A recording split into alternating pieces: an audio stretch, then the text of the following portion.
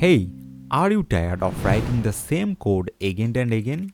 Feel like you are drowning in a sea of widgets, or it becomes hard to keep the code organized? Well, congratulations, you are not alone.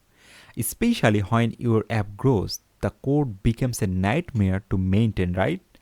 But there is a powerful solution that can actually help you.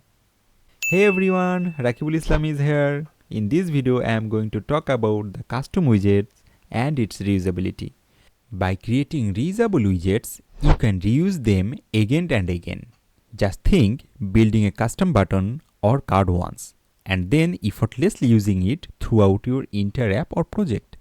That's the power of reusability. So, if you are using custom widgets, it means you can write code once and use it in multiple places. You can improve maintainability, like make changes in one place and see updates everywhere.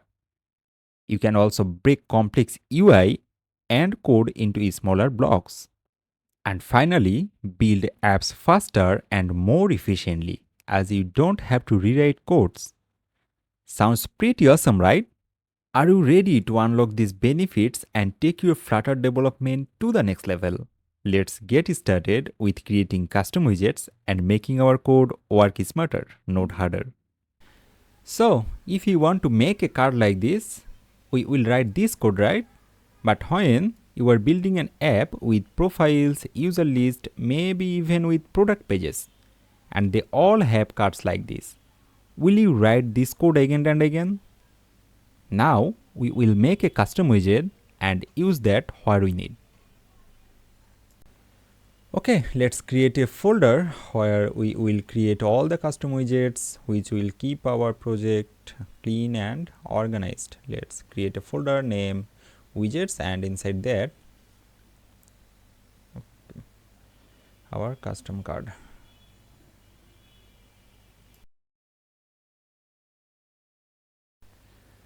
Then we will create a stateful widget, stateful, and rename it as custom card.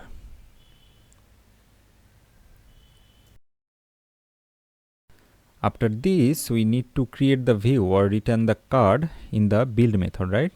We can simply copy it from the previous page.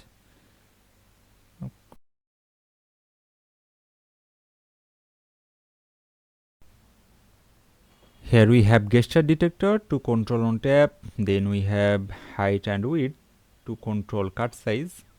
We have border radius to control its shape, and also we have an image and some text fields.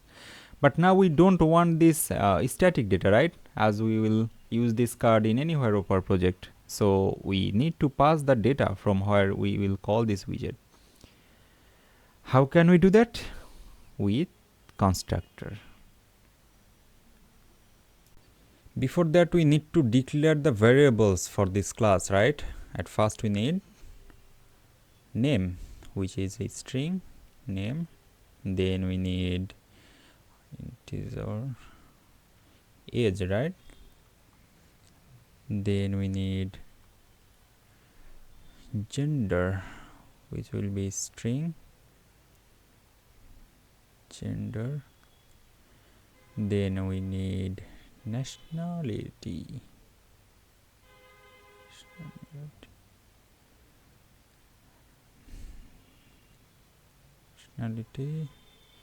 Then we need color for the card, right? Type is color. And then we need height and width to control the size, right? Now width and type of this is double. Then width, and then we need border radius to control the shape of the card. Border radius. Then we need the callback, which is void callback. What is void callback? It's actually a type of function that have no arguments or have nothing to return. Okay, and then finally we need the image path, right, which is string image path.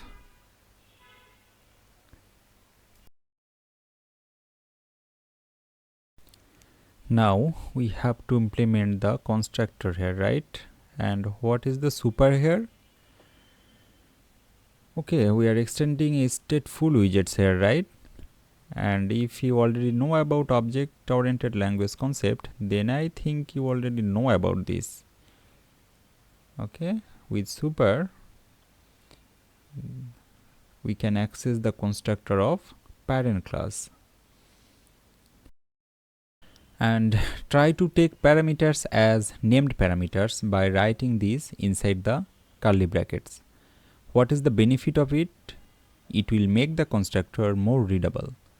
When you call a function, the parameter names make it clear what each value represents. We will pass multiple parameters, right? So it will be helpful if we can see the name of parameters from where we will call this widget. And by writing required, you can ensure certain parameters are always provided when creating a card, like if it is a must given or optional to send. Like this one, I want to make gender is not required. How can I do that? I will just remove the required and make the variable gender nullable like this. Okay, let's do it for others as well. I want others as required. Okay,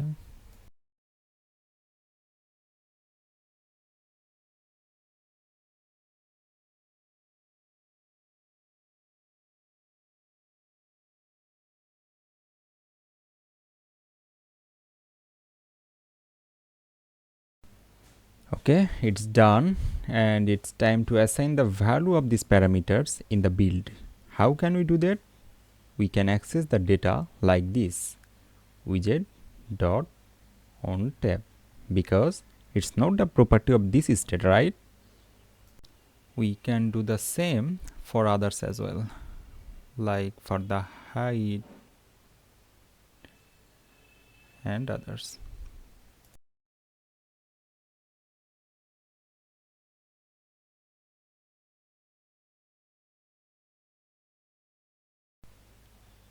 Perfect. Finally, we can call this widget from anywhere in our project with different looks and behavior.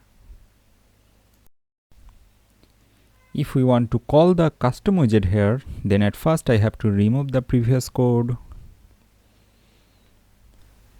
and then I will write our custom card as widget here. Okay. So here is the benefits of named parameters like this age. I can see the name and then assign this parameter like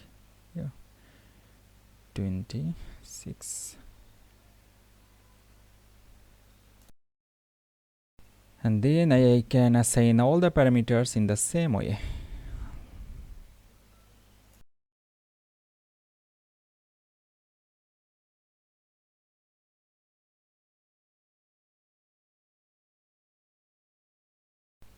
So here we have on tap. What is this? It is the void callback, right? And where is this assigned? Is assigned on the guest star detector. It's mean what will be we write in this method, it will be performed when the card will be tapped, right? And then we have to assign the color of the card, right?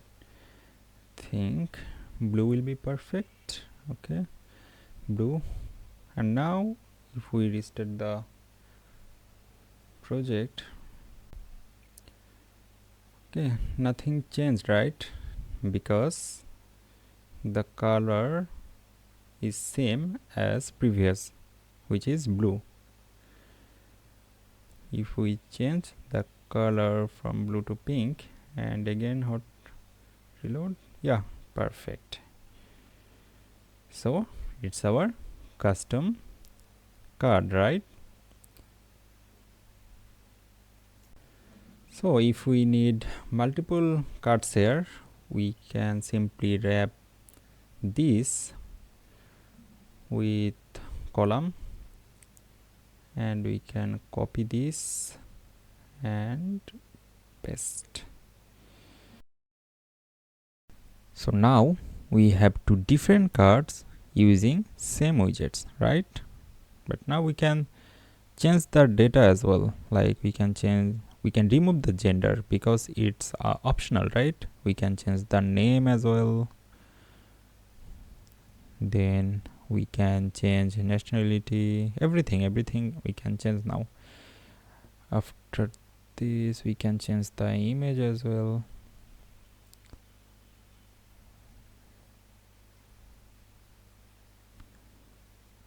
Border radius and color. The border radius will change the shape of the card.